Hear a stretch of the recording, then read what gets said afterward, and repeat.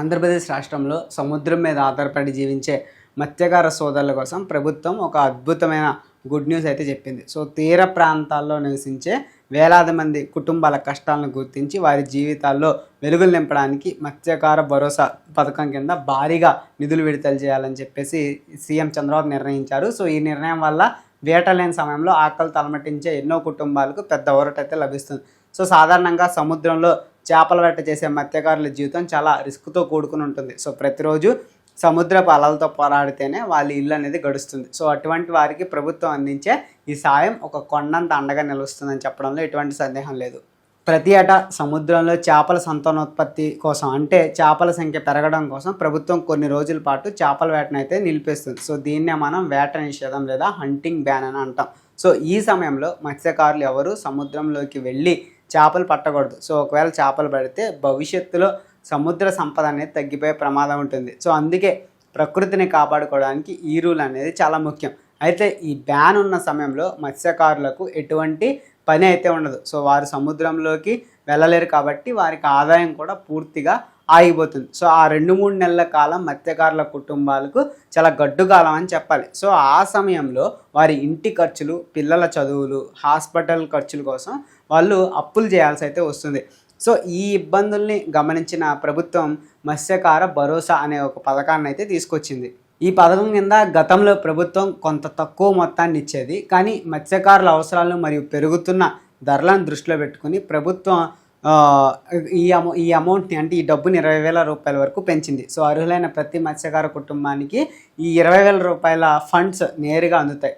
ఈ డబ్బులు నేరుగా వారి బ్యాంక్ అకౌంట్లో జమ చేయడం వల్ల ఎక్కడ మధ్యవర్తుల ప్రీమియం అంటే మీడియేటర్స్ ప్రీమియం ఉండదు. అంటే ఎవరు మధ్యలో లంచం అడిగే ఛాన్స్ అయితే ఉండదు. సో ప్రభుత్వం బటన్ నొక్కగానే లబ్ధిదారుల యొక్క బ్యాంక్ అకౌంట్లోకి ఈ డబ్బులు అనేవి క్రియేట్ అవుతాయి. సో ఈ డిజిటల్ పేమెంట్ సిస్టమ్ వల్ల సామాన్య మత్స్యకారులకు పూర్తి భద్రత అనేది లభిస్తుంది. సో ప్రభుత్వం పారదర్శకంగా ఈ ప్రాసెస్ని అయితే నిర్వహిస్తోంది.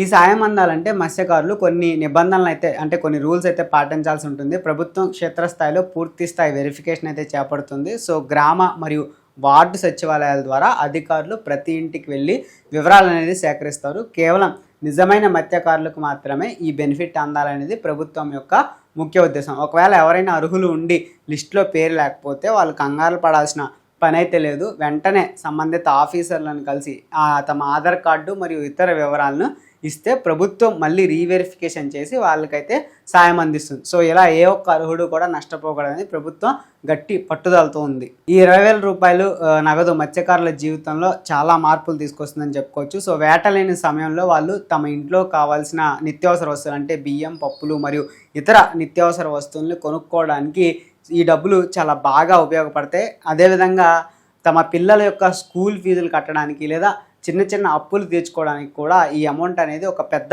సపోర్ట్లా కనిపిస్తుంది.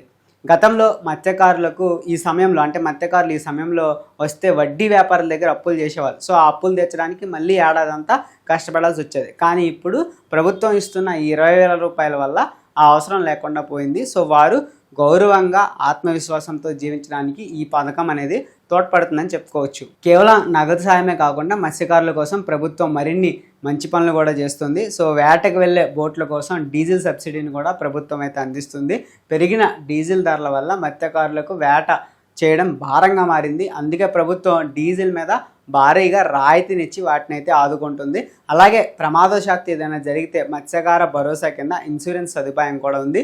సో సముద్రంలో వేటకు వెళ్ళి ప్రాణాలు కోల్పోయిన మత్స్యకారుల కుటుంబాలకు ప్రభుత్వం ఎక్స్గ్రేషియా పేరుతో భారీ సాయం అయితే చేస్తోంది. సో ఇలా మత్స్యకారుల సంక్షేమం కోసం ప్రభుత్వం అన్ని రకాలుగా ప్రయత్నిస్తోంది.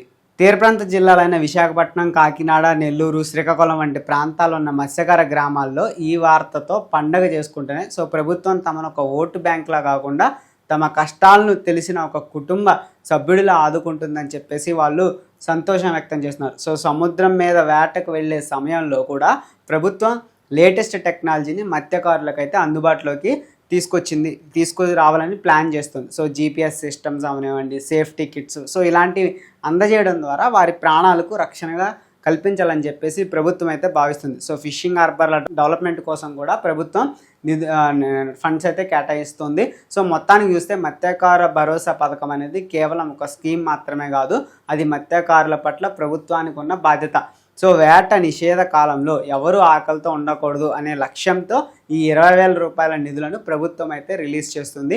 సో ఈ ఫండ్స్ ద్వారా మత్స్యకారుల కుటుంబాల్లో ఆర్థిక స్థిరత్వం అంటే ఫైనాన్షియల్ స్టెబిలిటీ అనేది ఏర్పడుతుంది. సో రాబోయే రోజుల్లో కూడా మత్స్యకారులకు మరిన్ని బెనిఫిట్స్ అందేలా ప్రభుత్వం అయితే చర్యలు తీసుకుంటుంది.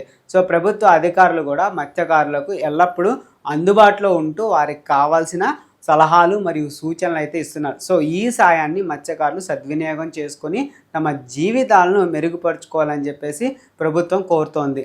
ఆంధ్రప్రదేశ్ అభివృద్ధిలో మత్స్యకారుల పాత్ర చాలా కీలకమని, అందుకే వారి సంక్షేమానికి పెద్దపీట వేస్తున్నామని చెప్పి ప్రభుత్వం అయితే స్పష్టం చేస్తోంది.